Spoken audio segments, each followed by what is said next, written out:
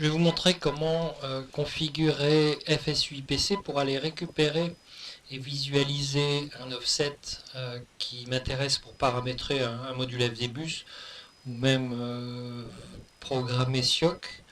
Donc là, ça sera dans le cas de l'utilisation de la manette de gaz ici.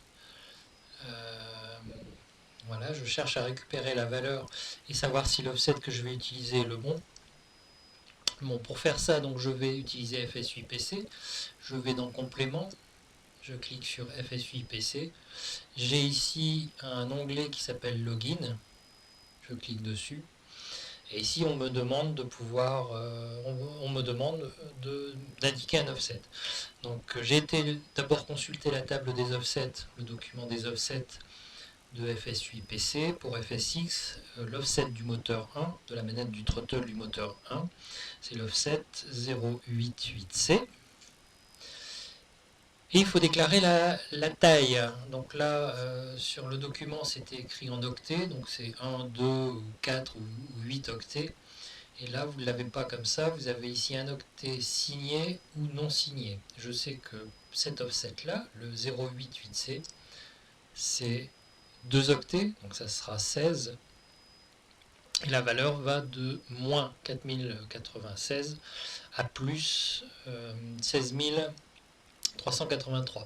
Donc je vais prendre une valeur signée, donc le S comme ceci, plutôt que U qui est non signé, donc ça serait que du positif. Donc l'offset sans le dollar devant, et ici la taille de l'offset qui est à signer 16 bits.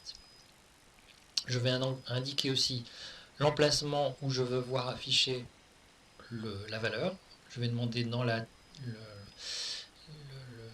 barre de titre.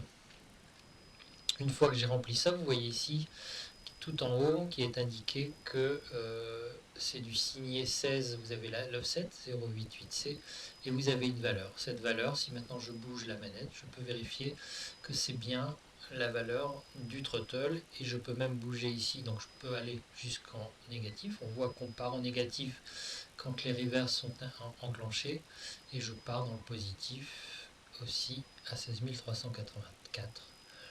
Voilà, et c'est bien que le moteur 1 puisque là, bon, ça sautille un peu, mais vous voyez que si je bouge la manette du moteur 1, la valeur change. Si je bouge la manette du moteur 2, rien ne bouge. Donc a priori, l'offset est bon et je peux indiquer les valeurs et je peux récupérer les valeurs mini et maxi qui seront utiles pour le driver FDBus. A bientôt.